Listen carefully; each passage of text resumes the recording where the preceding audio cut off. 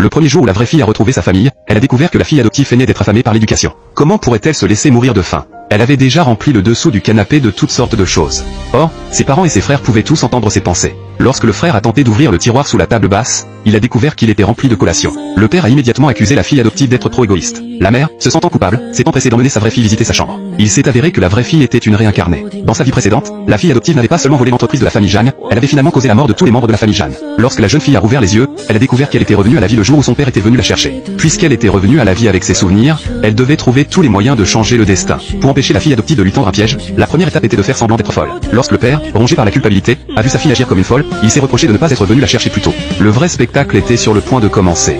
C'est la voix de Xiaoan. Mais la fille n'a pas ouvert la bouche. Il a soupçonné qu'il pouvait entendre ses pensées. La jeune fille a pensé, dans la vie précédente, la fille adoptive avait fait en sorte qu'un voyou vienne calomnier son innocence. Ces mots avaient tous été entendus par le père. Cette fois, le voyou est apparu comme la fille l'avait prédit. En voyant qu'elle, la fille adoptive, osait calomnier l'honneur de sa fille, il l'a violemment chassée. Ensuite, la fille a arrangé ses cheveux et a informé son père qu'elle avait fait semblant d'être folle tout à l'heure afin de chasser ce voyou. Dans ma vie précédente, je n'étais pas préparé. Mes parents m'ont soupçonné pendant 17 ans. J'ai été traité comme une adolescente rebelle.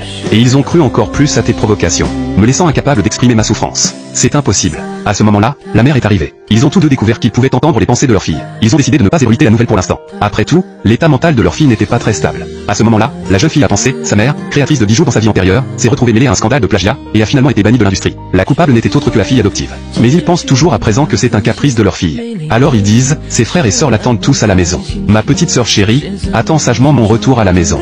Elle fait la grève de la faim en ce moment, n'est-ce pas? Bientôt, la jeune fille rentre à nouveau chez elle, se disant qu'elle allait bientôt régler ses comptes avec la fille adoptive. Les parents apprennent que la fille adoptive fait réellement la grève de la faim. Les frères consolent la fille adoptive en disant qu'ils ont grandi ensemble, et qu'ils traiteront les deux sœurs équitablement à l'avenir. À ce moment-là, la fille adoptive, avec un air entendu, s'est reproché d'avoir usurpé l'identité de la vraie fille pendant 18 ans, et lui a demandé de ne pas lui enlever ses parents et ses frères. La protagoniste a déclaré qu'ils étaient à l'origine sa propre famille.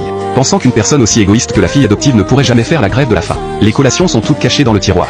C'est alors que les frères découvrent qu'ils peuvent entendre les pensées de leur sœur, se demandant même s'ils n'avaient pas des hallucinations auditives. Mais lorsque le troisième frère a ouvert le tiroir, il était effectivement rempli de collations. Je pensais que tu étais une bonne fille sensée. Tu devrais savoir à quel point nous attendions le retour de ta sœur. Je ne m'attendais pas à ce que tu sois si égoïste. Non, papa. Tu prétends encore que non. Qu'est-ce que tu fais? Maman va te montrer ta chambre. Ah.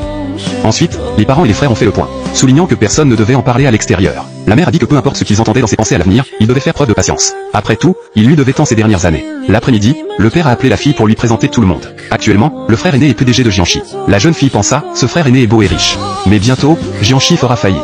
Cela a effrayé le frère aîné. Heureusement, le deuxième frère l'a arrêté. Quand vint le moment de présenter le deuxième frère, professeur d'université, la jeune fille pensa que le deuxième frère était encore plus pitoyable. À l'origine un grand génie académique, il s'est retrouvé mêlé à un scandale de harcèlement sexuel, et a finalement perdu son emploi, ne s'en étant jamais remis. Xiaoan, vous pouvez me poser n'importe quelle question académique. Le deuxième frère a vraiment un bon mental.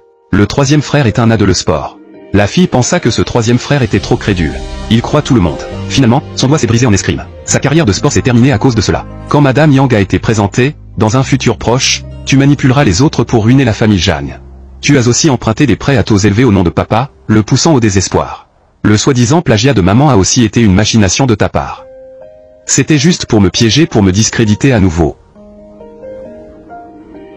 Même la faute académique du deuxième frère a été orchestrée par Yang Nulian et Tao Tao. Le deuxième frère pensa, comment sa sœur connaissait-elle ce Tao Tao lié à ses études? Et le troisième frère, croyant aux douces paroles de sa bien-aimée, acheta une grande quantité de faux bijoux, ce qui causa la rupture des fonds de la famille Jeanne. Le troisième frère, effrayé, se leva immédiatement, mais fut repoussé par le pied de son père. Su Shen avait fait équipe avec Jeanne Lu très tôt, juste pour donner le coup de grâce à la famille Jeanne. Alors que la force de la vraie demoiselle grandissait, cela les peinait profondément. Cependant, l'héroïne expliqua que c'était parce qu'elle avait fait trop de travaux agricoles que sa force était si grande. Cela ne fit qu'accroître la culpabilité des parents. Juste à la fin de la réunion de famille, la fille adoptive se prépara soudain à faire des siennes. L'héroïne pensa, elle savait déjà qu'elle allait l'accuser d'avoir volé les bijoux de sa mère. Mais les frères étaient encore à moitié convaincus par ses paroles.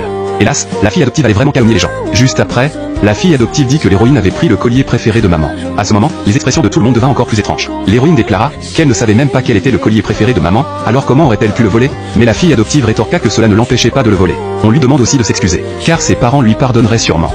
L'héroïne insiste à nouveau qu'elle n'a pas volé le collier. Voir, c'est croire. Puisque ma sœur ne l'admet pas, alors je n'ai qu'à aller dans sa chambre et révéler la vérité à tout le monde. Tu n'as pas fini de faire des histoires? Maman, je ne fais pas d'histoire. J'ai vu de mes propres yeux ma sœur prendre ton collier et qu'elle est allée dans sa chambre.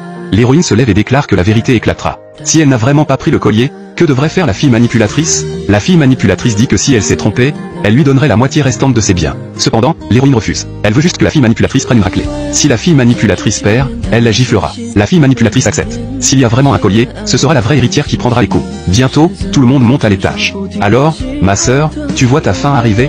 Tu as peur? Non. Le collier de maman, je l'ai mis dans ma boîte à bijoux. Tu veux me demander? Je voudrais bien voir comment tu comptes me récompenser.